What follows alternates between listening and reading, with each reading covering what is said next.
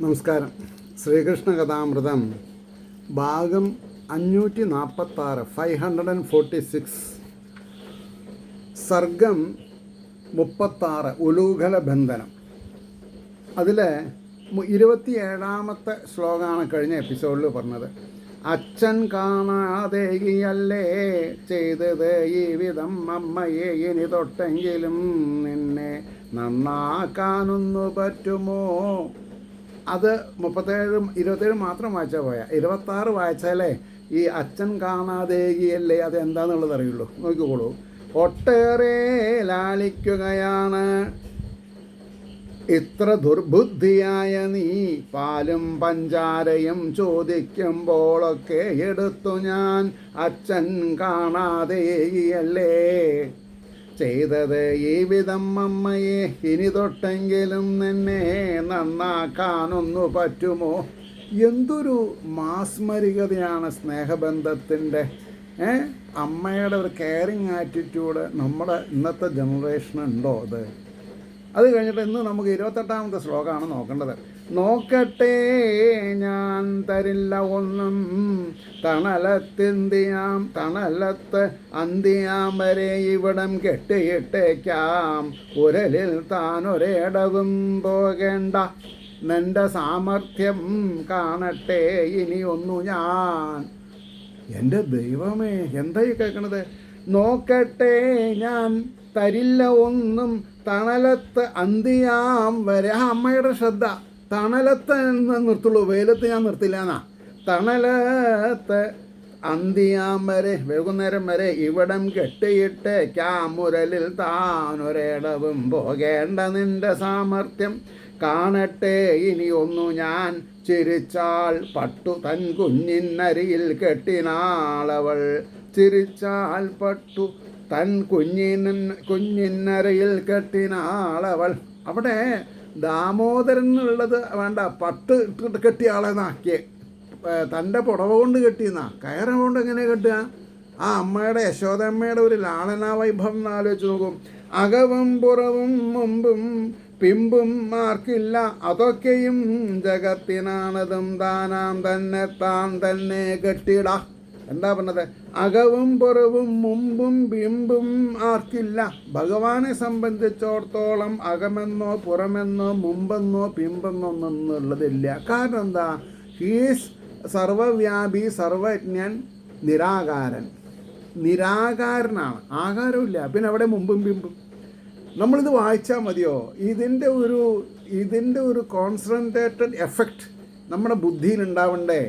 ഭഗവാൻ എൻ്റെ ഉള്ളിൽ ചൈതന്യവത്തായിട്ട് ഇരിക്കണമെന്നൊരു 101 വട്ടം നമ്മൾ പറയണം ഓരോ ആഴ്ചയും. എന്നാൽ അത് ഉറയ്ക്കും. ഒരു 3 ആഴ്ച ചെല്ലുമ്പോൾ 101 പ്രാവശ്യം ഭഗവാൻ ചൈതന്യവത്തായിട്ടാണ് എന്നിലിരിക്കണത്. ഇതുകൊണ്ടാണ് ബിംബാരാധന വേണ്ടാന്നല്ല പറഞ്ഞത്. ബിംബാരാധന വേണം ടു സ്റ്റാർട്ട് വിത്ത്. അതിനപ്പുറമെങ്കിലും നിരാകാരത്തിൽ ആര് ഭഗവാനെ കാണണോ അവർക്കേ മോക്ഷമുള്ളൂ. എല്ലാ ജീവജാലങ്ങളെയും സ്നേഹിക്കണമെന്നുണ്ടെങ്കിൽ ഭംഗിയില്ലാത്തതും ഭംഗി ഉള്ളതും. അപ്പോൾ അവിടെ ഭേദഭാവന പാടില്ല. ആത്മാവിനെയാണ് നമ്മൾ സ്നേഹിക്കുന്നത്, ശരീരത്തിനല്ല. നമ്മുടെ സ്നേഹം ഡിവൈനാണ്. നമ്മുടെ പ്രേമം ടുവേഴ്സ് ദി ഗോഡ് ഈസ് പ്രേമസ്വരൂപനാണ് ഭഗവാൻ. അകവും പുറവും മുമ്പും പിമ്പും മാർക്കില്ല, അതൊക്കെയും ജഗത്തിനാണ് അതും താനാം തന്നെ താൻ തന്നെ കെട്ടിട. അപ്പം ജഗത്തിന് മുമ്പും പിമ്പുണ്ട്. ഞാൻ ജഗത്തിൻ്റെ നിയന്താവാണ് ഭഗവാൻ എന്നുള്ള ബോധം നമുക്ക് വേണ്ടേ? തള്ളലാൽ മാത്രം തൻ പ്രകാശിപ്പതീവിധം. ഭഗവാന്റെ കാരുണ്യം ഒന്നുകൊണ്ടാണ് നമ്മൾക്ക് എന്ത് ചെയ്യണത്? പ്രകടമാവാൻ സാധിക്കുന്നത്. അതായത് നമ്മുടെ ശരീരങ്ങൾ പ്രവർത്തിക്കുന്നത് എങ്ങനെയാണ്? നമ്മുടെ മനസ്സ്, ചിത്തം, അഹങ്കാരം, ബുദ്ധി ഒക്കെ പ്രവർത്തിക്കാൻ എങ്ങനെയാണ്? കാരുണ്യത്തള്ളാൽ മാത്രം. ഭഗവാന്റെ കാരുണ്യം കൊണ്ടാണ്. അല്ലെങ്കിൽ നമ്മൾ മാതൃഗർഭത്തിൽ തന്നെ ചാവുള്ളയായിട്ട് പോകും. ഭഗവാൻ നമ്മുടെ ശരീരത്തിലില്ലെങ്കിൽ നമ്മൾ ആരായിട്ട് മാറും? ശവമായിട്ടല്ലേ വരിക. നമ്മൾക്ക് ഇത്ര ബോധമുണ്ടോ?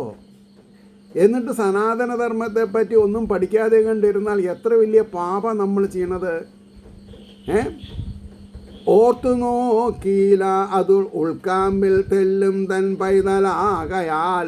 യശോദമ്മ അത് മനസ്സിലാക്കിയിട്ടില്ല. എൻ്റെ കുഞ്ഞെന്നുള്ള ധാരണയുള്ളൂ. ഇത് ജഗന്നിവാസനാണ്, ജഗത്തിൻ്റെ നിയന്താവാണ്, സർവജീവ ഗുഹാശയനാണ്, ബാലാഗ്ര ശതഭാഗസ് വിസ്തരസ് ഏകോ ജീവ. അതൊന്നും മനസ്സിലാക്കിയില്ല. ഓർത്തു നോക്കീല അത് ഉൾക്കാമ്പിൽ തെല്ലും തൻ പൈതലാകയാൽ. മുന്നിൽ കാണും മർത്യബാലനാം മട്ടെന്ന് എന്തുവതെങ്ങിനെ. മുമ്പിലൊരു ബാലൻ, ഒരു മനുഷ്യക്കുട്ടിന്ന് മാത്രമേ മനസ്സിലാക്കിയിട്ടുള്ളൂ. രണ്ടെന്ന വാക്കേ നിൽക്കാത്തൊരദ്വൈത ബ്രഹ്മവസ്തുവിൽ. അണ്ടർലൈൻ ചെയ്യൂ. സുവർണ അതായത് സ്വർണത്താൽ എഴുതപ്പെടേണ്ട ഈ രണ്ട് പേര്. രണ്ടെന്ന വാക്കേ നിൽക്കാത്തൊരദ്വൈത ബ്രഹ്മവസ്തുവിൽ. ഭഗവാൻ ആരാ? അദ്വൈതാണ്. രണ്ട് എന്നുള്ളതില്ല. ഞാൻ വേറെ, ഭഗവാൻ വേറെ ഇല്ല. ഭഗവാന്റെ ചൈതന്യം എന്നിലുള്ളപ്പോൾ ഞാൻ തന്നെയാണ് അഹം ബ്രഹ്മാസ്മി. നിങ്ങളും അഹം ബ്രഹ്മാസ്മി, തത്വമസി, അയമേവ ബ്രഹ്മം പ്രജ്ഞാനം ബ്രഹ്മ. ഇതാണ് മലയാളത്തിൽ പഠിച്ചാൽ കാര്യങ്ങൾ മനസ്സിലാകും. സംസ്കൃതം ഒരാൾ മൈക്കിൽ കുറേ വായിച്ചു, എന്താ മനസ്സിലായത്? ഇത് പിന്നെ എന്താണെന്നാ പറയുക, ഞാൻ ഈ പറയണില്ല. അതായത് ഈ പിന്നെ നരസിംഹാവതാരമൊക്കെ വരുമ്പോൾ ആചാര്യൻ അട്ടഹസിക്കുക, ആചാര്യന് ചുവന്ന ഫോക്കസ് ലൈറ്റ് ഇട്ട് കൊടുക്കുക, പട്ടുപുതപ്പിക്കുക, ചെമ്പരത്തിമാല ഇടുക. What nonsense it is. അഹം ബ്രഹ്മാസ്മി എന്ന് പറഞ്ഞാൽ എന്താ? ഞാൻ ചൈതന്യമാണ്, ഞാൻ നരസിംഹം എന്നല്ല പറഞ്ഞത്. അപ്പോൾ നരസിംഹമായിട്ട് നമുക്ക് ഇനാക്ട് ചെയ്യാൻ പറ്റുമോ? അപ്പോൾ വേദവാക്യത്തിനെ നമ്മൾ തിരസ്കരിച്ചു. എങ്ങനെ തിരസ്കരിച്ചു? ഈശ്വരനെ അനുമോദിക്കൂ, ഈശ്വരനെ അനുകരിക്കരുത്. അവിടെയാണ് പ്രശ്നം വന്നത്. അപ്പോൾ രണ്ടെന്ന വാക്കേ നിൽക്കാത്തൊരദ്വൈത ബ്രഹ്മവസ്തുവിൽ വ്യാപ്യ വ്യാപക നിർദ്ദേശം വെറും ലൗകിക നിശ്ചയം. വ്യാപക നിർദ്ദേശം, വെറും ലൗകിക നിശ്ചയം. ലൗകികം നിലനിൽക്കില്ല, ഡിവൈൻ മാത്രമേ അനശ്വരമായിട്ടുള്ളൂ. അപ്പോൾ അഖണ്ഡമോർക്കിൽ 6-7 ചാണിലം മട്ടൊതുങ്ങിടും അത്യത്ഭുതം. അത് ഈ അല്പബുദ്ധിക്കറിയുവാൻ പണി. ഈ അല്പബുദ്ധിക്ക്, യശോദയ്ക്ക് അറിയാൻ ബുദ്ധിമുട്ടുണ്ടെന്നാണ് പറഞ്ഞത്. ബ്രഹ്മാണ്ഡമാണ് ഇത് എന്നുള്ളത് മനസ്സിലാക്കിയില്ല. അഖണ്ഡം ഓർക്കിൽ 6-7 ചാണിൽ എമ്മട്ടൊതുങ്ങിടും. അഖണ്ഡമായ, ഖണ്ഡിക്കാൻ പറ്റാത്തത് എങ്ങനെ 6-7 ചാൺ ഉയരത്തിൽ ഇങ്ങനെ അളക്കുക? 1, 2, 3, 4 അങ്ങനെ 6-7 ചാണുള്ളൊരു കുട്ടിയല്ല ഭഗവാൻ. അഖണ്ഡം, അത് നമുക്ക് മാത്രം. അപ്പോൾ നമ്മൾ ഗുരുവായൂരിലെ ഒരു കുട്ടി പാവുമുണ്ടൊക്കെ ചുറ്റി വന്ന് അപ്പോൾ ഫോട്ടോ എടുത്തു, ഉണ്ണിക്കണ്ണനാണെന്ന് പറഞ്ഞു. ഭഗവാൻ അഖണ്ഡമാണ്. നമ്മൾ വെറും പുഴുക്കളാണ് ഭഗവാന്റെ മുമ്പിൽ. അതെന്തുകൊണ്ട് മനസ്സിലാവണില്ല? ഒരാമ, ആര് കൊണ്ടുവിട്ടതോ ദൈവത്തിന് അറിയാം. ഒരാമ വന്നപ്പോഴേക്കും അത് പിന്നെ എന്താന്നാ പറയുക, അവതാരായി. എൻ്റെ ഉള്ളിൽ ചൈതന്യമുണ്ട്, ഞാൻ മനുഷ്യനാണ്, എനിക്ക് മാത്രമേ ഈ ഭൂമിയിൽ പെർപെൻഡിക്കുലറായിട്ട് നിൽക്കാൻ പറ്റുള്ളൂ. ഊർധ്വഗതി പ്രാപിക്കാൻ ദൈവം എന്നെ നിശ്ചയിച്ചിട്ടുണ്ട്. മനുഷ്യവർഗത്തെ മാത്രമേ ഊർധ്വഗതി പ്രാപിക്കാൻ നിശ്ചയിച്ചിട്ടുള്ളൂ എന്ന് എന്തുകൊണ്ട് നമ്മൾ പറയണില്ല? അപ്പോൾ പറഞ്ഞു അത്യത്ഭുതം അത് ഈ അല്പബുദ്ധിക്കറിയുവാൻ പണി. മനസ്സിനും വചസ്സിനും എത്താത്ത വിഷയങ്ങളിൽ, മനസ്സിനും വാക്കിനും എത്താത്ത വിഷയമാണ് ബ്രഹ്മാണ്ഡം. അനുഭവിക്കാം. മനസ്സിനും വചസ്സിനും എത്താത്ത വിഷയങ്ങളിൽ വിസ്മയപ്പെട്ടു കൈകൂപ്പി നിൽക്കയേ ഗതിയേവനും. വിസ്മയഭരിതന്മാരായിട്ട് കൈകൂപ്പി നിൽക്കുക എന്നല്ലാണ്ട് നമ്മൾക്കൊന്നും ചെയ്യാൻ പറ്റില്ല. ഈശ്വരീയതയുടെ മുമ്പിൽ വിസ്മയപ്പെട്ടു കൈകൂപ്പി നിൽക്കയേ ഗതിയേവനും. ബ്രാഹ്മണ ക്ഷത്ര വൈശ്യ ശൂദ്രൻ ഏവനും കുഞ്ഞിൻ്റെ ഉള്ളിലാം വിശ്വം കുഞ്ഞോ വിശ്വത്തിനുള്ളിലും. ഈ ഭഗവാൻ ആരാ? ഈ ഉണ്ണികൃഷ്ണൻ ആരാ? കുഞ്ഞിൻ്റെ ഉള്ളിലാം വിശ്വം. കണ്ടുല്ലോ യശോദമ്മ, വായയുടെ ഉള്ളിൽ തന്നെയും കണ്ടു, ഈ കുഞ്ഞിനെയും കണ്ടു. കുഞ്ഞിൻ്റെ ഉള്ളിലാം വിശ്വം കുഞ്ഞോ വിശ്വത്തിനുള്ളിലും കണ്ടിട്ടൊരാഴ്ചയും കൂടി കഴിഞ്ഞിട്ടില്ല എങ്കിലും ഈ വിശ്വരൂപം ഒരാഴ്ച മുമ്പെയാണ് യശോദമ്മ കണ്ടത് മണ്ണ് തിന്നു എന്ന് പറഞ്ഞപ്പോൾ. അതൊക്കെ മറന്നു, മായാണ്. നമ്മളിപ്പോൾ അതേപോലെ തന്നെയാണ് എന്ന് പറഞ്ഞാൽ ഒരു പരിധി വരെ ഞാനതിൽ പെടുന്നില്ല. കാരണം ഞാൻ എന്താണെന്നാ പറയുക നിങ്ങളോട്, ജീവിതം തുടരുമ്പോൾ തന്നെ എനിക്ക് ഒരു കാര്യം അറിയാം. കാരണം എൻ്റെ അച്ഛൻ 21 വയസ്സിൽ എനിക്ക് മരിച്ചു. അപ്പോൾ ഒരു 19 വയസ്സിൽ എൻ്റെ അച്ഛൻ എന്നെ ഈ അമ്പലത്തിൽ ഫിറ്റ് പേഴ്സണായിട്ട് വന്ന ഒരു പൊതുവാള ചെറുപ്പളശ്ശേരിക്കാരനാണ്, അദ്ദേഹത്തിനോട് പറയണു, ഞാൻ ഇദ്ദേഹത്തിൻ്റെ കണ്ണിൽ കൂടെയാണ് ഇപ്പോൾ ലോകത്തിനെ കാണണത് എന്ന്. അത് എനിക്ക് കിട്ടിയിട്ടുള്ള വലിയൊരു അനുഗ്രഹം, ആശീർവാദവും പിന്നെയോ ഒരു അവാർഡുമാണത്. അപ്പോൾ എൻ്റെ മനസ്സിലെന്താ, അച്ഛൻ്റെ ഈ ധാരണയ്ക്ക് എതിരായിട്ട് ഞാൻ പെരുമാറില്ല. എന്ന് പറഞ്ഞാൽ അച്ഛന് പ്രായമായി, എല്ലാ കാര്യങ്ങളും നോക്കണതും അറിയണതും ഞാൻ ഇയാൾ മുഖാന്തരാണ്.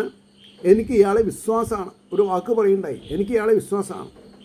ഒന്നുകൂടി പറഞ്ഞു, ഇയാൾ എനിക്ക് സഞ്ജയൻ എന്ന് പറഞ്ഞാൽ എന്താ അർത്ഥം? ധൃതരാഷ്ട്ര മഹാരാജാവിന് ഈ മഹാഭാരത യുദ്ധം നടക്കുന്നത് തലനാരഴയ്ക്ക് തെറ്റുപറ്റാതെ കണ്ട് വ്യാസ മഹർഷി സഞ്ജയന് ഒരു ഡിവൈൻ പവർ കൊടുത്തു. ഇരിക്കുന്ന ഇരിപ്പിൽ അവിടെ എന്താ കാണാമെന്നുള്ളത് പറ്റും. അത് മാത്രമല്ല,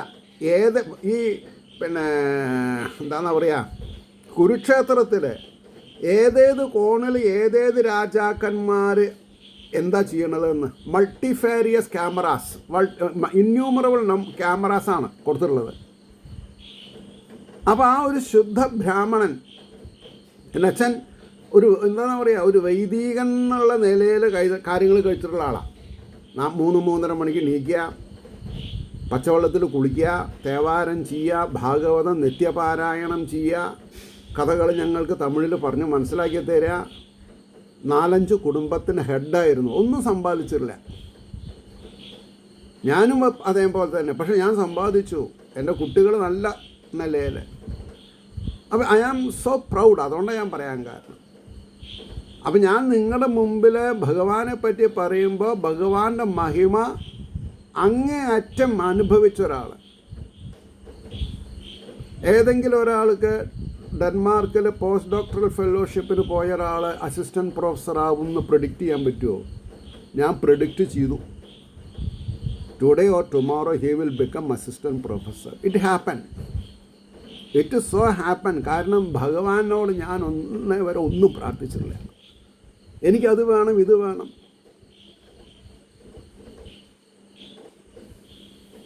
അപ്പോൾ പറഞ്ഞതിൻ്റെ താല്പര്യം എന്താ വിചാരിച്ചാൽ, കുഞ്ഞിൻ്റെ ഉള്ളിലാം വിശ്വം കുഞ്ഞോ വിശ്വത്തിനുള്ളിലും കണ്ടിട്ടൊരാഴ്ചയും കൂടി കഴിഞ്ഞിട്ടില്ല എങ്കിലും ഉൾത്തിങ്ങും പുത്രവാത്സല്യം നിമിത്തം നിഖിലേശനെ തന്നോമൽ പുത്രനായേ താൻ കാൺമോ സൗഭാഗ്യശാലിനി.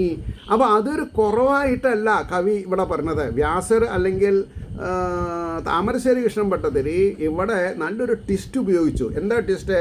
ഉൾത്തിങ്ങും പുത്രവാത്സല്യം നിമിത്തം നിഖിലേശനെ തന്നോമൽ പുത്രനായേ താൻ കാൺമോ സൗഭാഗ്യശാലിനി. അതിന് ഭാഗ്യം ചെയ്തിട്ടുണ്ട്. ഇത്രയും വലിയ ആനന്ദചിത്തനായിരിക്കുന്ന ഭഗവാൻ, ചിത്തസ്വരൂപനായിരിക്കുന്ന ഭഗവാൻ, ചിന്മയസ്വരൂപനായിരിക്കുന്ന ഭഗവാൻ, പ്രേമസ്വരൂപനായിരിക്കുന്ന ഭഗവാൻ തൻ്റെ മകനാണ് എന്നുള്ള ഭാവത്തിൽ ജീവിക്കുക എന്ന് പറഞ്ഞാൽ ചെറിയ കാര്യമാണോ? അല്ല. അതുകൊണ്ടാണ് പറഞ്ഞത്, ഉണ്ണിയെ കെട്ടുവാൻ മഞ്ഞപ്പൂഞ്ചേലയതും കഷ്ടിയാം. വ്യാസര ദാമം തന്നെയാണ് പറഞ്ഞത്, കയറെന്ന് തന്നെയാണ് പറഞ്ഞത്. പക്ഷേ താമരശ്ശേരി കൃഷ്ണഭട്ടതിരി 6-7 കൊല്ലം പുറപ്പെടാശാന്തിയായിട്ട് ഈ ഭൂലോക വൈകുണ്ഠം എന്നറിയപ്പെടുന്ന കേരളത്തിലെ ഗുരുവായൂർ ക്ഷേത്രത്തിൽ പുറപ്പെടാശാന്തിയായിട്ട് ജോലി ചെയ്തപ്പോൾ അദ്ദേഹത്തിന് ഭഗവാനെ മഞ്ഞപ്പട്ട് ഉടുപ്പിച്ചിട്ട് മാത്രമേ അറിയൂ. അത് അദ്ദേഹത്തിന് മനസ്സിലുണ്ട്. അപ്പോൾ അദ്ദേഹം എന്ത് ചെയ്തു? തൻ്റെ ആവിഷ്കാര സ്വാതന്ത്ര്യം ഇവിടെ ഉപയോഗിച്ചു. ഉണ്ണിയെ കെട്ടുവാൻ മഞ്ഞപ്പൂഞ്ചേല അതു കഷ്ടിയാം ഉടൻ താൻ കയറൊന്നേച്ചു കൂട്ടിനാളതു മങ്ങീന്. അപ്പോൾ എന്നാൽ ശരി, ഇനി തികയാതെ കൊണ്ട് വരാനുള്ളൂ. എന്നാൽ പിന്നെ പൂഞ്ചേലൊക്കെ കഴിഞ്ഞു, മഞ്ഞപ്പട്ടൊക്കെ കഴിഞ്ഞു.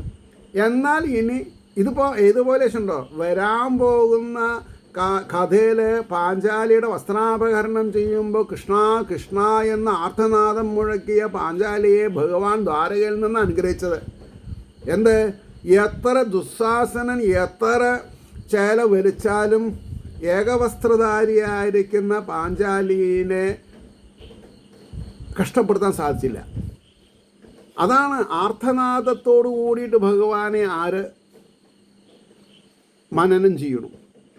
എനിക്ക് ഭഗവാനല്ലാതെ കണ്ട ഒരാൾ ഇല്ല എന്നുള്ള വരുമ്പോഴാണ് എന്താ സാറേ മനസ്സിനൊരു വിഷമം. ഒന്നുമില്ല, പിന്നെ മനസ്സിൻ്റെ വിഷമം പറഞ്ഞു, കാര്യം നടന്നു. ഞാനല്ല ചെയ്തത്, ആരാ വിളിച്ച് അവരും അല്ല ചെയ്തത്. രണ്ട് കൂട്ടരുടെയും ഉള്ളിലുള്ള ഒരു ഈശ്വരനുണ്ട്. ബാലാഗ്ര ശതവാഗസ വിസ്തരസേവോ ജീവ.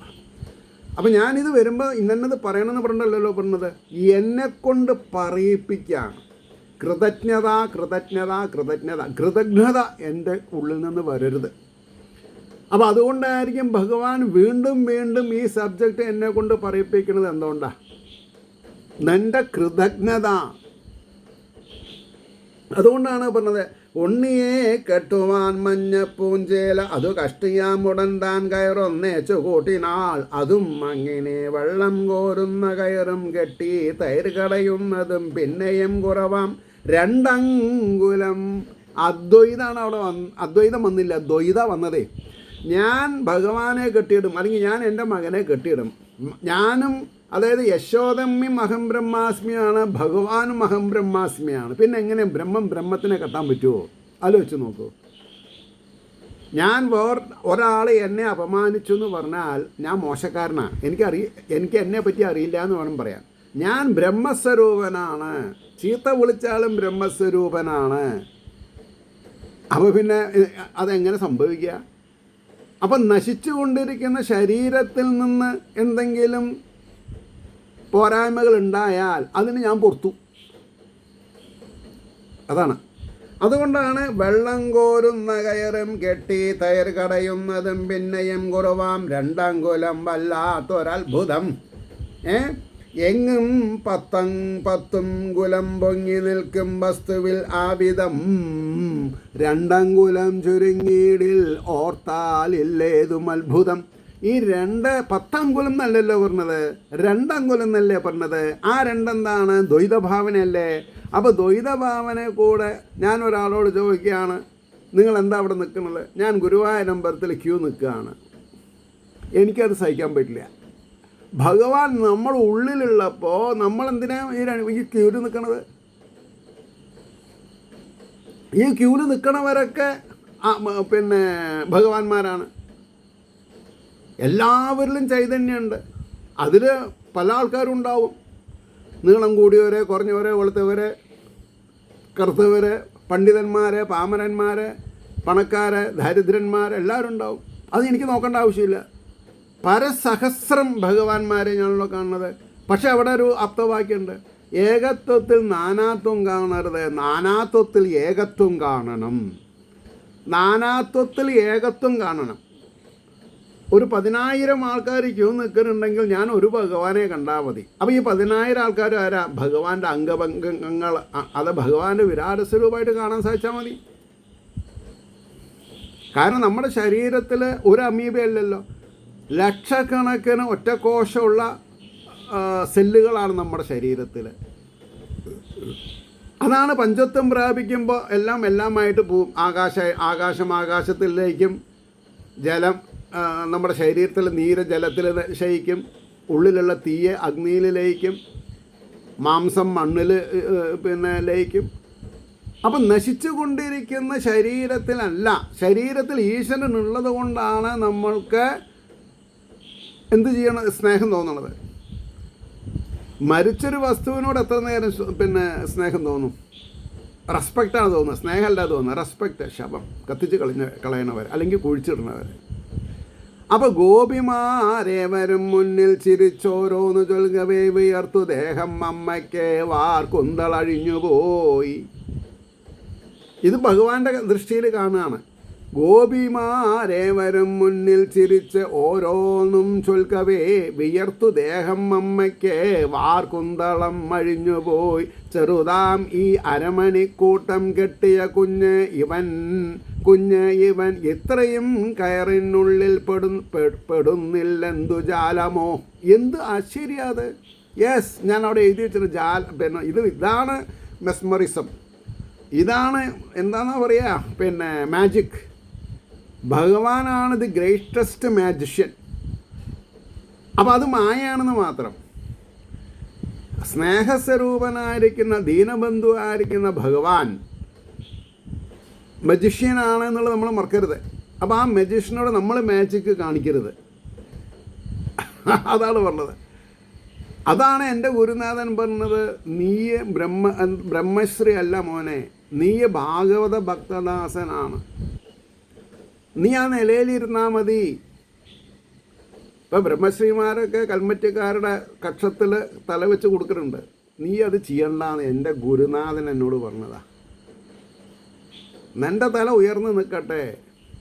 എന്തിന്? ഇതിലുള്ള സത്യത്തിനെ പറയാം. ഭാഗവതത്തിലുള്ള സത്യം എന്താ അത് പറയാം. നമുക്ക് റീച്ച് നോക്കേണ്ട ആവശ്യമില്ല. അതായത് യൂട്യൂബിൽ റീച്ച് ആവുന്നുണ്ടോ, കാശ് കിട്ടുമെന്ന് നോക്കണ്ട. നമുക്ക് ഭഗവാൻ അഷ്ടിക്ക് വക തന്നിട്ടുണ്ട് പെൻഷനായിട്ട്. യു ബി എന്താണ് പറയുക, ബി ഹാപ്പി ആൾവേസ്. ആ ഗുരുനാഥൻ്റെ പാദകമലത്തെ സദാസമയത്തും സ്മരിച്ചുകൊണ്ടും അദ്ദേഹത്തിനെ അറിയുന്ന, ഇൻക്ലൂഡിങ് ഹിസ് ലാസ്റ്റ് ഡോട്ടർ, എൻ്റെ എന്താ പറയുക, ഇത് കേൾക്കുന്ന ഒരാളാണ് ഗീതാ മാഡം. അപ്പോൾ എല്ലാവർക്കും അദ്ദേഹത്തിനെ അനുമോദിക്കാനുള്ളൊരു സന്ദർഭമാണ്, അദ്ദേഹത്തിനെ അറിയണവർക്കൊക്കെ. അപ്പോൾ ഇവിടെ എന്താ പറഞ്ഞത്? അമ്മ തൻ ദൈന്യം ഓർത്തുള്ളിൽ കൃപയാൽ അഖിലേശ്വരൻ കെട്ടാൻ വഴങ്ങി നിന്നേറെ വിളങ്ങി ദീനവത്സലൻ. ഇത് നമ്മുടെ മനസ്സിൽ പതിയണം. സ്വന്തം അമ്മയ്ക്കൊരു പ്രാരബ്ധം താൻ കാരണം വരുമ്പോൾ നമ്മൾ ഒതുങ്ങി നിന്ന് അമ്മയുടെ ആഗ്രഹാഭിലാഷങ്ങളെ മാനിക്കാൻ നമ്മളെ കൊണ്ട് സാധിക്കണം. അതിൽ ഞാൻ ജയിച്ചിട്ടുണ്ട്. എന്നെ അറിയുന്നവർക്കറിയാം. അപ്പോൾ അമ്മതൻ ദൈന്യമോർത്ത് ഉള്ളിൽ കൃപയാൽ അഖിലേശ്വരൻ കെട്ടാൻ വഴങ്ങി നിന്നേറെ വിളങ്ങി ദീനവത്സൻ. കെട്ടാൻ സമ്മതിച്ചു എന്നാ. കെട്ടിക്കോളൂ അമ്മ. മറ്റ് ഗോപസ്ത്രീകളൊക്കെ നിൽക്കണ്ടല്ലോ, അവരുടെ മുമ്പിൽ എൻ്റെ അമ്മ പരിഹാസ്യാവരുത്. അമ്മ യശോദമ്മ എനിക്ക് ജന്മം തന്നിട്ടില്ല എന്നുള്ളത് വായനക്കാർക്കറിയാമല്ലോ, വളർത്തുപുത്രനാണല്ലോ. പക്ഷേ യശോദമ്മയ്ക്ക് അത് അറിയില്ലല്ലോ. അപ്പോൾ അമ്മ മാതൃദേവോ ഭവാന്ന് ഭഗവാൻ അമ്മയെ പ്രകീർത്തിച്ചത് എങ്കിലും ഭാഗവതം പഠിക്കുന്ന എനിക്കും നിങ്ങൾക്കും മനസ്സിലാവണ്ടേ. എൻ്റെ അമ്മ ദേവതാ തുല്യമാണ്, എൻ്റെ അച്ഛൻ ദേവനാണ്, ഈശ്വരനാണ്. ആ ഈശ്വരൻ, ആ അച്ഛൻ്റെ ബീജം കൊണ്ടല്ലേ ഞാൻ ഈ ലോകത്ത് വന്നതും ഭാഗവതം മുതലായിട്ടുള്ള ആധ്യാത്മിക കാര്യങ്ങൾ പറയാൻ സാധിച്ചതും. ഞാൻ വെറുതെ ആണോ ശ്രീ രംഗനാഥ ശർമ്മണേ നമ എന്ന ഓരോ എപ്പിസോഡിലും പറയുന്നത്? എൻ്റെ അച്ഛനെ ഒരു മന്ത്രദൃക്കായിട്ട്, ഒരു ഋഷിയായിട്ട് ഞാൻ അവരോധിക്കാം. എനിക്കതിനുള്ള സ്വാതന്ത്ര്യമുണ്ട്. അപ്പോൾ യശോദതൻ പട്ടുചേലത്തവളപ്പിൽ അഖിലേശ്വരൻ കുടുങ്ങി നിന്നുകൊണ്ട് ആ മട്ടത്രയും വിലസീടിനാൻ. അദ്ദേഹം തൻ്റെ അമ്മയുടെ സാരി തുമ്പിൽ കെട്ടിയിട്ടിട്ട് വിലസീന. അദ്ദേഹത്തിന് അതൊരു ലീലാവിനോദമായിട്ട് മാറി. ബ്രഹ്മാവ് തൊട്ട് ഇറുമ്പോളം യവൻ മായാഗുണങ്ങളാൽ ബന്ധിപ്പത് ആ മഹാത്മാവാം സർവ്വവ്യാപകനെ സ്വയം യശോദ നേർത്തൊര മഞ്ഞച്ചേല തന്നെ പിരിച്ചുടൻ കെട്ടി വേദാന്ത തത്വത്തെ പ്രേമത്തിൽ നീളം അത്ഭുതം. തൻ്റെ മകനോടുള്ള പ്രേമം, അവൻ നന്നാവണം, അവൻ കുസൃതിക്കാരനാവരുത്, അവനെപ്പറ്റി ആരും അപവാദങ്ങൾ പറയരുത്, ഇന്ന് മുതൽക്ക് ഞാൻ അവനെ ശിക്ഷിച്ച് വളർത്തും എന്ന യശോദമ്മയ്ക്ക് ഒരു ഗാംഭീര്യം ഉണ്ടായി. അത് ആ അദ്വൈതമായിരിക്കുന്ന ഭഗവത് ചൈതന്യത്തെ ദ്വൈതമാക്കി കണ്ടതുകൊണ്ടുള്ളൊരു അപരാധമാണത്. അപ്പോൾ സ്വയം കിട്ടാൻ സമ്മതിച്ചു, മറ്റുള്ളവരുടെ മുമ്പിൽ അമ്മേനെ ദിവ്യമാക്കി തീർത്തു. ദാമോദരൻ എന്നുള്ള പേരിന് ഞാനും നിങ്ങളും കൃഷ്ണ, ഗോവിന്ദ, ജനാർദ്ദന, ദാമോദര, അഖിലേശ്വര, ദീനബന്ധോ എന്ന് വിളിപ്പിക്കാറായി ദാമോദരൻ അല്ലേ. അപ്പോൾ യശോദ നേർത്തൊരാ മഞ്ഞച്ചേല തന്നെ പിരിച്ചുടൻ കെട്ടി വേദാന്ത തത്വത്തെ പ്രേമത്തിൽ നീളം അത്ഭുതം അദ്വൈത ചിന്തനം ചെയ്യും അസംഖ്യ മഹർഷികൾ ആശ്ചര്യം ആനന്ദവുമാർന്ന വിധം നോക്കി നിൽക്കവേ തത്വശാസ്ത്രങ്ങളുടെ ഉൽപ്പത്തി സ്ഥാനമായിരിക്കുന്ന ഋഷീശ്വരന്മാർ, അദ്വൈത സിദ്ധാന്തമുള്ളവർ, ഇത് എന്തൊരു കഷ്ടം, എങ്ങനെയാണ് ഭഗവാൻ കട്ടിക്കൊടുക്കാൻ നിന്നത്? അവർക്ക് ഇഷ്ടമായില്ല. അവർക്ക് ഇഷ്ടമായിരിക്കും വേണ്ട, ജന്മം തന്ന അമ്മയാണ് പ്രധാനം ഭഗവാൻ നമ്മളെ ബോധിപ്പിച്ചു. അദ്വൈത ചിന്തനം ചെയ്യും അസംഖ്യം മഹർഷികൾ തൻ ആശ്ചര്യം ആനന്ദവുമാർന്നാർവിധം നോക്കി നിൽക്കവേ ബന്ധം എമ്മട്ടിലാം നിത്യമുക്തനായ മുകുന്ദനിൽ. എന്ത് ബന്ധം, എന്ത് ബന്ധനം! നിത്യമുക്തനായിട്ടുള്ള ഭഗവാന് എന്ത് ശരീരം!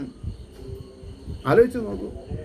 ബന്ധം എമ്മട്ടിലാം നിത്യമുക്തനായ മുകുന്ദനിൽ ചോദിച്ചിടുകയാണെന്നും അന്യോനം യുക്തിവാദികൾക്ക് പണിയില്ല, പോയി പണി നോക്കാൻ പറ. കാരുണ്യം ഉണ്ണിക്കൊട്ടേറെ പെരുകിയിടുക, കാരണം യശോദമ്മയോടുള്ള കാരുണ്യാംബുതിയായിരിക്കുന്ന ഭഗവാൻ എന്ത് ചെയ്തു? അമ്മയെ ആകാശം മുട്ടുമാറ് വളർത്തി. അങ്ങനെ ഉണ്ടായത്. കാരുണ്യം ഉണ്ണിക്കൊട്ടേറെ പെരുകിയിടുക, കാരണം കെട്ടിയിട്ടുള്ളതാകേണം അമ്മയെന്നോർത്തു ദേവികൾ. അങ്ങനെയാണ് ദേവന്മാരും ദൈവികളൊക്കെ ആലോചിച്ചത്. രണ്ടങ്കുലം ഭക്തദൈന്യം ഭഗവത് കൃപ. ആ രണ്ടങ്കുലം എന്താ? ഒന്ന്, ഭക്തന്മാർക്ക് ദീനത്വം വേണം, ഭഗവാനെ പ്രേമസ്വരൂപനെ സ്വയത്താക്കാൻ. കാമുകനും കാമുകിയും അതവിടെ ഇരിക്കട്ടെ, ഭാര്യയും ഭർത്താവും അവിടെ ഇരിക്കട്ടെ. ഭാര്യയും ഭർത്താവും ഒരേ സ്വരത്തിൽ ലോകൈകനാഥനായിരിക്കുന്ന ഭഗവാന്റെ പാതാരവിന്ദത്തിൽ നമ്രശിരസ്സന്മാരായിട്ട് ഭഗവാൻ 2 കൈ തന്നില്ലേ? അപ്പോൾ രണ്ടാൾക്കും കൂടിയിട്ട് 4 കൈയില്ലേ? ആ 4 കൈകളെ കൊണ്ടും ഭഗവാന്റെ തിരുപാദപത്മങ്ങളെ അള്ളിപ്പിടിച്ചിരിക്കാൻ നമ്മൾക്ക് വല്ലവരുടെയും ലൈസൻസ് വേണോ? ചോദിച്ചതിന് സമാധാനം കാണണം. ഏത് നിമിഷവും നശിക്കാവുന്ന ശരീരത്തെ തടവുന്നതിനേക്കാൾ ഭേദം ബുദ്ധി വന്നാൽ, ബുദ്ധിയില്ലാത്തവർ സമയം വരെ അവിടെ നിൽക്കട്ടെ, ബുദ്ധി വന്നാലെങ്കിലും പ്രേമസ്വരൂപനായിരിക്കുന്ന ഭഗവാന്റെ തിരുവാദപത്മങ്ങൾ അള്ളിപ്പിടിച്ച എന്താ കുഴപ്പം? പൂന്താനം നമ്പൂതിരി ഭഗവാൻ വന്ന് ഒരു പശുവായിട്ട് ബാലും പിടിച്ചോളൂ എന്ന് പറഞ്ഞു. തൻ്റെ ആ തിരുമേനിക്ക് എപ്പോഴും തന്നെ കയർത്ത് സംസാരിക്കുന്ന ഭാര്യയോട് പ്രേമമുണ്ടായിരുന്നു. എന്നാ വന്നോളൂ, ഞാൻ പോവാണ് സ്വർഗത്തിലേക്ക്, ഞാൻ വൈകുണ്ഠത്തിലേക്ക് പോവാണ്, വന്നോളൂ, കയറിക്കോളൂ, എൻ്റെ കാല് പിടിച്ചോളൂ പറഞ്ഞു. നിങ്ങൾക്ക് ഭ്രാന്താണ് പറഞ്ഞു. അത് കേട്ടിട്ടൊരു ദാസി പറഞ്ഞു, അടിയൻ കാല് പിടിക്കട്ടെ ചോദിച്ചു. ഓ പിടിച്ചോളൂ പറഞ്ഞു. ആർക്കും ഭഗവാന്റെ കാല് പിടിക്കാം. ഇതൊക്കെ കഥകളാണെങ്കിലും ഇതിൽ എന്തുമാത്രം സാരസ്വങ്ങളുണ്ട്, സാരാംശങ്ങളുണ്ട്. അവർ പിടിച്ചു, അവർ പോയി. അത് നമ്മൾ ഇന്നും പൂന്താനത്തിനെ പറ്റി പ്രകീർത്തിക്കണം. എന്നിട്ടും നമ്മൾക്ക് നേരം വിളിച്ചാവുന്നില്ല. അങ്ങനെയാണ്. അപ്പോൾ ഇവിടെ രണ്ടങ്കുലം ഭക്തദൈന്യം ഭഗവത് കൃപ. ഭക്തന് ദീനത്വം വേണം, അപ്പോഴാണ് ഭഗവാന്റെ കൃപ ഉണ്ടാവുള്ളൂ. ഞാനാണ് അമ്പലം നടത്തുന്നത്, ഞാൻ അമ്പലത്തിൻ്റെ ട്രഷററാണ്, ഞാൻ ചെയർമാനാണ്, ഞാനിത് 2ാമത്തെ ടൈമാണ്. What nonsense! ഞാനൊരു എളിയ സേവകനാണെന്ന് പറയൂ. ആ എളിമ ആണ് നമ്മൾക്ക് ദീനത്വം. അപ്പോഴാണ് ഭഗവാന്റെ കൃപ നമുക്കുണ്ടാവുക. പോരാഞ്ഞതെന്നു കണ്ടോർത്താൽ മുനിപുങ്കവരെ വരും. അതായത് എന്നിവ പോരാഞ്ഞതെന്നും കണ്ടോർത്താർ മുനിപുങ്കവരെ വരും. യശോദ ആർന്ന ഭഗവത് പ്രസാദം ബ്രഹ്മദേവനും ശിവനും ലക്ഷ്മിയും നേടിയിടിൽ അമൃതം തന്നെ ഏൽക്കിലും. യശോദമ്മയ്ക്കുണ്ടായിട്ടുള്ള ഒരു സന്തോഷാധിക്യം, അല്ലെങ്കിൽ യശോദമ്മയുടെ മുമ്പിൽ ഭഗവാൻ നമ്മുടെ ശിരസനായിട്ട് ഭയം നടിച്ച് നിൽക്കുന്ന ഒരു രംഗമുണ്ട്. അത് ബ്രഹ്മാവിൻ്റെ മുമ്പിലും ശിവൻ്റെ മുമ്പിലും ഭഗവാൻ നിന്നിട്ടില്ല. ഇതാണ് നമ്മൾ മനസ്സിലാക്കേണ്ടത്. ബ്രഹ്മാവിനെ ഭഗവാൻ പണി പറ്റിച്ചു. എങ്ങനെ പറ്റിച്ചു ഇല്ലേ? ബാലലീലകൾ ആടുമ്പോൾ തൻ്റെ ഗോകുലത്തിൽ നിന്ന് വന്നിട്ടുള്ള തൻ്റെ സ്നേഹിതന്മാരെയും പരശതം പശുക്കളെയും പശുക്കുട്ടികളെയൊക്കെ ബ്രഹ്മാവ് മറച്ചു. ഉടനെ ഭഗവാൻ ഓരോരുത്തരുടെയും വാലിൻ്റെയും ശരീരത്തിൻ്റെയും കൊമ്പിൻ്റെയും നിറവും അളവും ഒരണു തെറ്റാത്ത രീതിയിൽ 1 വർഷം അങ്ങനെ ഭഗവാന്റെ മായയിൽ ആണ് ഗോകുലം നടന്നത്.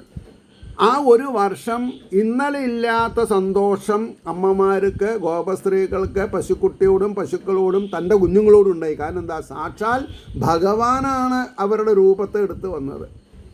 അപ്പോൾ 1 വർഷം കഴിഞ്ഞ് ബ്രഹ്മാവ് എത്തി നോക്കുമ്പോൾ പ്രേമസ്വരൂപനായിരിക്കുന്ന ഭഗവാൻ താൻ മറച്ച പശുക്കളും പശുക്കുട്ടികളും ഗോപന്മാരായിട്ട് കാണുന്നു. അപ്പോൾ അവിടുന്ന് താഴെ വന്നിട്ടാണ് ഗോവിന്ദ എന്നുള്ള പേരൊക്കെ കൊടുത്തത്. അതേമാതിരി ഇന്ദ്രനെ. അപ്പം ഇങ്ങനെ ഇനി ഉഷാ പരിണയത്തിൽ ബാണൻ്റെ കാവൽക്കാരനായിട്ട് നിൽക്കുന്ന ശിവനെ വൈഷ്ണവജരം കൊണ്ട് തോൽപ്പിച്ചു തുന്നം പാടി. അപ്പോൾ ഭഗവാൻ പറഞ്ഞു, എന്നെ പ്രകീർത്തിക്കാതെ കണ്ട് തന്നെ പ്രകീർത്തിച്ചാലും തന്നെ പ്രകീർത്തിക്കാണ്ട് എന്നെ പ്രകീർത്തിച്ചാലും നമ്മൾ രണ്ടാളും ഒന്നാണെന്നുള്ളൊരു ബോധം എല്ലാവർക്കും ഉണ്ടാവണമെന്ന് പറഞ്ഞു. നമുക്ക് മനസ്സിലായോ? ഇപ്പോഴും നമ്മൾ തിങ്കളാഴ്ച ശിവക്ഷേത്രത്തിലേക്ക് പോവും, വ്യാഴാഴ്ച വിഷ്ണു ക്ഷേത്രത്തിലേക്ക് പോവും. അതിൻ്റെ അർത്ഥം ഭാഗവതം മനസ്സിലാക്കിയിട്ടില്ല എന്നല്ലേ അർത്ഥം.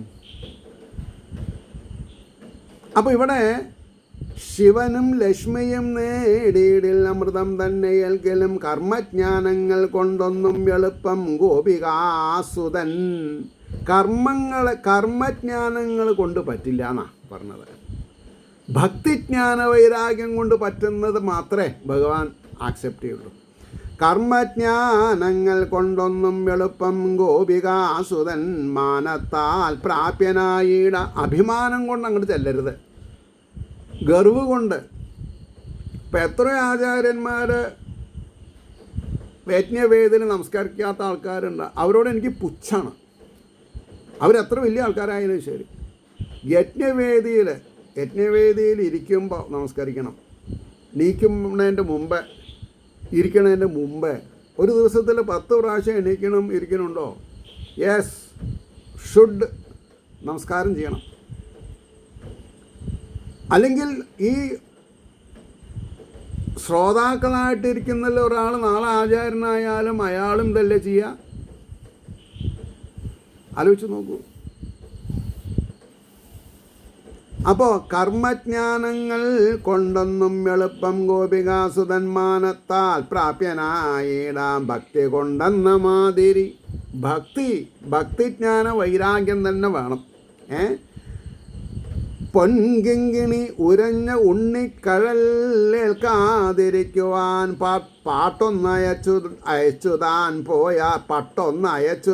പോയാൽ പരമാനന്ദശാലിനി. യശോദമ്മയുടെ പ്രേമത്തിനെ പറ്റിയിട്ട് കവിക്ക് പറഞ്ഞാലും തീരുന്നില്ല. എന്താ പറഞ്ഞത്? പൊൻകിങ്ങിണി ഉരഞ്ഞ്, ഭഗവാന്റെ അരയിലുള്ള പൊൻകിങ്ങിണി ഉരഞ്ഞ് ഉണ്ണിക്ക് അഴലേൽക്കാതിരിക്കുവാൻ. പിന്നെ എന്തിനാ കെട്ടിയത്? കെട്ടിട്ടത് എന്തിനാ? ഞാൻ ഗുണപാഠം പഠിപ്പിക്കാം. ആരേനെ പഠിപ്പിക്കണത്? ലോകൈക ഗുരുവായിരിക്കുന്ന ഭഗവാൻ അല്ലേ? ആ ഒരു വേവ് ലെങ്തിൻ്റെ വ്യത്യാസം. അപ്പോൾ പൊൻകിങ്ങിണി ഉരഞ്ഞുണ്ണിക്കഴൽ അയൽക്കാതിരിക്കുവാൻ പട്ടൊന്ന് അയച്ചുതാൻ പോയാൽ പരമാനന്ദശാലിനി. ചിരിച്ചുകൊണ്ടു ചങ്ങാതിമാരോടൊത്തു മഹാപ്രഭു വടിയിങ്ങനെ വെച്ചെന്നോടേതിടേണം നടക്കുവാൻ. വടി ഇങ്ങനെ വെച്ച് ഒന്നോതിടേണം നടക്കുവാൻ. നടക്കണമെന്നുണ്ടെങ്കിൽ വടി പിടിച്ചാലേ നടക്കാൻ പറ്റുള്ളൂ. ഇപ്പോൾ കാരണം ഭാരല്ലേ. ചിരിച്ചുകൊണ്ടു ചങ്ങാതിമാരോടൊത്തു മഹാപ്രഭു വടി ഇങ്ങനെ വെച്ചെന്നോടോതിടേണം നടക്കുവാൻ. മരം വലിച്ചു പോമാൻ ആ കുട്ടി ഞാൻ ആരാ? ഈ ഒരല് വലിച്ച മരങ്ങളെ വീഴ്ത്താൻ പോകുന്ന ഒരു ആനക്കുട്ടിയാണ് ഞാൻ എന്നാ പറഞ്ഞത്. മരം വലിച്ചു പോമാനക്കുട്ടി ഞാൻ നിങ്ങളൊക്കെയും പാപ്പാന്മാർ എന്നും മരുളി പണ്ടെന്നോ പാരിതൊക്കെയും തൃപ്പാദം കൊണ്ടുരണ്ടായിട്ടളന്നുള്ള പരാക്രമം. മഹാവിഷ്ണു വാമനാവതാരമായിട്ട് 2 കാലുകൊണ്ട് ഈ പ്രപഞ്ചം മുഴുവൻ അളന്ന ആളാണ് 2 അങ്കുലത്തിൽ കട്ടിക്കോളാൻ പറഞ്ഞ് നിർന്നത്. ശരി, സമ്മതിച്ചു. അപ്പോൾ അമ്മ ഒരു വടി അവിടെ വെച്ചിട്ടുണ്ട്. തന്നെ തല്ലില്ല എന്ന് പറഞ്ഞൊരു വടി ഉണ്ടല്ലോ, ആ വടി എടുത്ത് കുട്ടികൾക്ക് കൊടുത്തു. നിങ്ങൾ എൻ്റെ പാപ്പാന്മാരാണ്, ഞാനിപ്പോൾ ഒരു ആനക്കുട്ടിയാണ്, ഞാനിപ്പോൾ ഇതാ ഈ ഒരൻ്റെ വലിച്ച് പോവും. ഇവിടെ വലിയ 2 വൃക്ഷങ്ങൾ നിൽക്കുന്നുണ്ട്, അതിനെ ഞാൻ തള്ളിയിടും. നിങ്ങൾ ആശ്ചര്യപ്പെടണ്ട, നിങ്ങൾ പറഞ്ഞ മാതിരി ഞാൻ പറഞ്ഞ വഴിക്ക് നിങ്ങൾ നടക്കും, നിങ്ങൾ പാപ്പാന്മാരല്ലേ. ഈ ഒരു അവസ്ഥയ്ക്ക് കാരണം എന്താ? കുവലയാപീഠം എന്ന ആനയെ 2 കൊമ്പും കൈ പിടിച്ച് മസ്തകത്തിൽ കാല് വെച്ച് ഊരാൻ പോകുന്ന ആളാണ്. ഇപ്പം ഞാൻ ആനക്കുട്ടിയാണെങ്കിലും മതയാനയെ കൊമ്പ് ഊരി കംസൻ്റെ ഭൃത്യന്മാരെ തല്ലി ഒതുക്കും എന്നുള്ള ഒരു വിളംബരാണതൊക്കെ, ഒരു വിളംബരാണത്. അപ്പോൾ പറഞ്ഞു, മരം വലിച്ചു പോമാനക്കുട്ടി ഞാൻ നിങ്ങളോ ഒക്കെയും പാപ്പാന്മാർ എന്നു മരുളിപ്പണ്ടെന്നോ പാരിതൊക്കെയും തൃപ്പാദം കൊണ്ടുരണ്ടായിട്ടളന്ന പരാക്രമം മറന്ന് പൊൻകിങ്ങിണിയും പട്ടു കോണകവാലുമായി, കോണകത്തിനൊരു വാലുണ്ട്, കോണകവാലുമായി മഞ്ഞപ്പട്ടിൻ്റെ തുമ്പിക്കൈ വെച്ച് കെട്ടി മനോഹരൻ. അതായത് ഈ മഞ്ഞപ്പട്ടിൻ്റെ ആ കെട്ട് ഒരു തുമ്പിക്കൈ അവിടെ കൂട്ടത്തിൽ, മഞ്ഞപ്പട്ടിൻ്റെ തുമ്പിക്കൈ വെച്ച് കെട്ടി മനോഹരൻ അമ്പാടിയിൽ കനിഞ്ഞാന കുട്ടിയായി കളിയാടവേ. ഞാനൊരു ആനക്കുട്ടിയാണ്, മരം വലിച്ചിട്ടാണ് വരുന്നത് കേട്ടോ. എന്തൊക്കെയാ വെച്ചാൽ തന്നോളൂ. കൽക്കണ്ടം, വെണ്ണ, പാല് നിർബന്ധം, പഞ്ചസാര അങ്ങനെ ആണെങ്കിൽ അങ്ങനെ. മഞ്ഞപ്പട്ടിൻ്റെ തുമ്പിക്കൈ വെച്ച് കെട്ടി മനോഹരൻ അമ്പാടിയിൽ കനിഞ്ഞ ആനക്കുട്ടിയായി കളിയാടവേ. ഈ സർഗത്തിൽ അവസാനത്തെ ശ്ലോകമാണ് പറയാൻ പോണത്. 58ാമത്തെ ഒരു ശ്ലോകം മാതിരിയാണത്. കണ്ടാർ വഴിക്കരികിൽ വൈശ്രവണൻ്റെ മക്കൾ, കണ്ടാൻ വഴി ഭഗവാൻ കണ്ടു. കണ്ടാൻ വഴിക്കരികിൽ വൈശ്രവണൻ്റെ മക്കൾ 2 ഉയർന്ന മരുതായി മതമാകെ നീങ്ങി. അഹന്ത മാറാൻ വേണ്ടി നാരദ മഹർഷി ശപിച്ചതാ അവരേനെ. ഇനി ഭഗവാന്റെ ആശീർവാദത്തിന് വേണ്ടി കാത്തു നിൽക്കണം അവർ. അതാണ് പറഞ്ഞത്. 2 ഉയർന്ന മരുതായി മതമാകെ നീങ്ങി. ദേവർഷി നൽകിയ ഒരു അനുഗ്രഹരൂപമായ ശാപത്തിനാൽ അരികിലെത്തി ലസിപ്പതായി. ഭഗവാൻ അങ്ങനെ നോക്കി നിന്നു. ഓഹോ, കുറേ കാലമായല്ലോ നിങ്ങളിങ്ങനെ വിഷമിച്ച് നിൽക്കണു. ഇപ്പോൾ അടുത്ത നിമിഷത്തിൽ വിഷമമൊക്കെ മാറും. ഞാനിപ്പോൾ ഒരു വലിയൊരു മരത്തടി ഇങ്ങനെ വിളിച്ച് വന്നിട്ടേ കുറച്ച് ക്ഷീണമുണ്ടെന്നോ തോന്നുന്നു. അതൊക്കെ ഒന്ന് ആയാസം വരട്ടെ, എല്ലാവരും എന്നെ ഒന്ന് കണ്ടോട്ടെ. ഈ മഹാത്ഭുതം നടത്തുന്നതിന് മുമ്പേ ശാപത്തിനാൽ അരികിലെത്തി ലസിപ്പതായി, മിന്നിത്തിളങ്ങാണ്. ലസിപ്പതായി. ഇതി ശ്രീകൃഷ്ണ കഥാമൃതേ കലികൽമഷനാശനേ ലീലാകാണ്ഡേ ഷൽത്രിംസ സർഗ സർവത്ര ഗോവിന്ദനാമസങ്കീർത്തനം. ഗോവിന്ദ ഗോവിന്ദ എന്ന് പറഞ്ഞുകൊണ്ട് ഇന്നത്തെ വാക്കുകൾ ഉപസംഹരിക്കുന്നു. ഏവർക്കും ശ്രീഹരിയുടെ അനുഗ്രഹാശസ്സുകൾ നിർലോഭമുണ്ടാവട്ടെ എന്ന് പ്രാർത്ഥിച്ചുകൊണ്ട്